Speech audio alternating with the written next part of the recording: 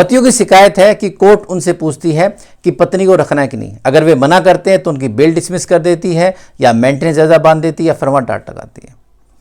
तो दोस्तों आज बात करते हैं इसी टॉपिक के बारे में कि जहां पत्नी को रखना नहीं है लेकिन कोर्ट हमसे पूछती है कि उसको रखना ही नहीं रखना, सिर्फ एक ही क्वेश्चन में जवाब दीजिए हाँ या ना।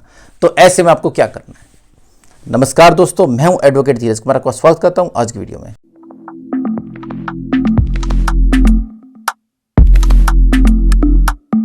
ये एक नॉर्मल सिचुएशन है जो कि हर पति के सामने आती है। जब भी कोर्ट में केस जाता है तो कोर्ट हमेशा पूछती है बताओ पत्नी को रखना है कि नहीं रखना। और प्रॉब्लम उसमें ज़्यादा क्रिटिकल हो जाती है जब आप कोर्ट के सामने बेल में या मेंटेनेंस का केस है या किसी और चीज़ में रिलीफ के लिए खड़े हैं।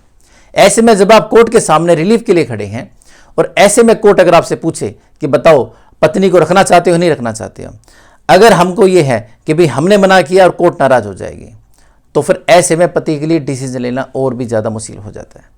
तो ऐसे में जब भी कोई हालात आपके सामने आई और आपको बोलना पड़े तो सिर्फ एक ही बात कहनी है कि जी मुझे रखने में कोई समस्या नहीं है, लेकिन अगर ये अपना करैक्टर सही कर ले, जैसे कि आपने इल्ज़ाम लगाया हुआ है, जो हो बंदे उनके नाम लीजिए।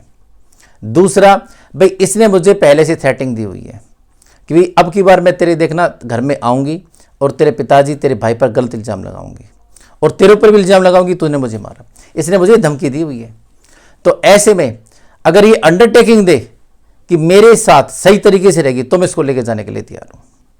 अगर ये अपनी गलती माने और अंडरटेकिंग दे कि वहाँ जाकर कुछ ऐसा नहीं करेगी तो इसको लेकर चला जाऊँगा, क्योंकि ये चीज़ अब स्टार्ट हो चुकी है। मीडिएशन में भी जहाँ पति और पत्नी दोनों के समझौते की बात होती है तो वहाँ पर अब अंडरटेकिंग होने लगी है कि भी अंडरटेकिंग दो कि तुम दोनों एक साथ 1 महीने रहोगे।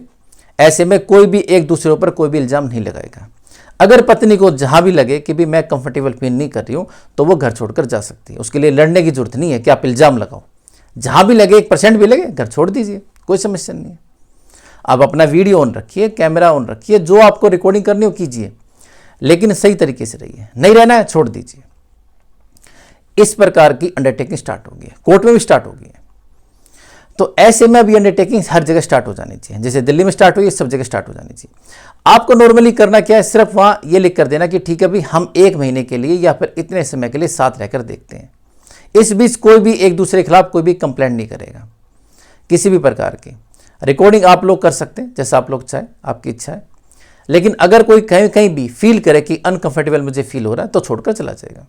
और सबसे बेस्ट वे ये होता है कि आप ऐसे में रेंट पर रहें, यानी कि उसी जगह जा करें।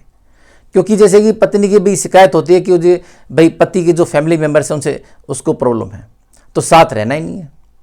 क्योंकि शादी दोनों की हुई है तो दोनों को देखना है कि भाई अरे आराम से साथ रहकर जीवन बिता सकते हैं, अगर ऐसे जीवन बीत सकता तो साथ रहें।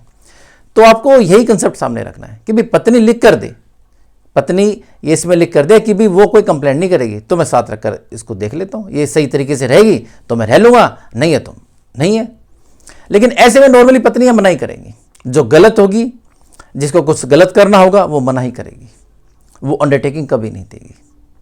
तो ऐसे में एक कंसेप्ट आपका कोर्ट के सामने क्लियर हो जाता है। क्योंकि अगर आप कोर्ट के सामने बिल्कुल डायरेक्ट मना करते हैं और आपके पास कोई एविडेंस नहीं है तो आप झूठे साबित होते हैं। अगर आपके पास एविडेंस है तो एविडेंस को रखिए। ये सब ये मेरे पास एविडेंस है, ये देखिए इसका करैक्टर खराब है, उससे चैट करती है, बातें करती है और इसने मुझसे साफ कहा हुआ कि तेरे को छोड़ दूंगी, इनको नहीं छोड़ूंगी। मेरे घर वालों ने मेरी मर्जी के खिलाफ मेरी शादी की हुई है और अगर तुमने मुझ पर दबाव डाला या फिर कोर्ट से या कोई सोशल अगर प्रेशर बनाया तो देखना मैं तुम्हें झूठे केसों में फंसाऊंगी। इसके अलावा कोई और वीडियो हो, एविडेंस हो ऐसा उसका लड़ने झड़ने चिल्लाने का या ऐसा कन्फ्रेंस करने का जिसमें उसने अपनी गलती मानी है तो उसको भी दिखा सकते हैं। तो ऐसे में कोर्ट के सामने इस तरह से बात रखनी है। कभी भी डायरेक्ट कुछ मत कहिए, हमेशा एविडेंस के साथ कहिए। एविडेंस नहीं है तो फिर अपने फैक्ट रखिए कि अंडरटेकिंग दे, मैं इसका विश्वास कैसे करूं, इसने मुझे खुद धमकी दी हुई है, खुद थ्रेट किया हुआ है और सच में इसने मेरे घर जा करके मेरे पिता या मेरे भाई के ऊपर गलत इल्जाम लगा दिया तो क्या मैं उस केस को देखूंगा क्या? उसने खुद धमकी दी हुई है तो इसलिए मैं अस्वीकार करता हूं, मना करता हूं।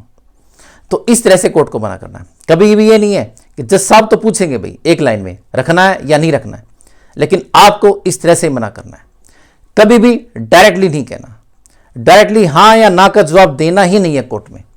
कोर्ट को हैंडल ही इस तरह से करना है। कोर्ट कितना भी प्रेशर डाले, कुछ भी हो, लेकिन बात अपनी इस तरह से घुमाकर ही कहनी है। कभी भी डायरेक्ट बात कहनी नहीं है, कभी भी डायरेक्ट मना करना ही नहीं है। हमेशा मना करना है तो अपने इन सब पॉइंटों को रख करके। अगर आप इस तरह से ये पॉइंट कोर्ट के सामने रखते हैं और कोर्ट को मना करते हैं तो आपकी बात भी कोर्ट समझेगी, आपके फेयर में भी ऑर्डर जाएगा। कहीं मेंटेनेंस अगर बंधना है तो वो कम बंधेगा, कहीं कोई ऐसा ऑर्डर पास होना आपके अगेंस्ट में तो वो ऑर्डर या तो होगा ही नहीं या होगा तो बहुत कम होगा।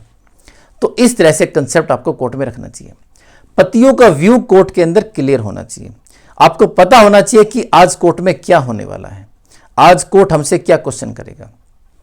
आपके वकील साहब की भी ड्यूटी बनती है आपको बताने की कि आज कोर्ट में क्या होना है, किस स्टेज पर क्या बात होनी है।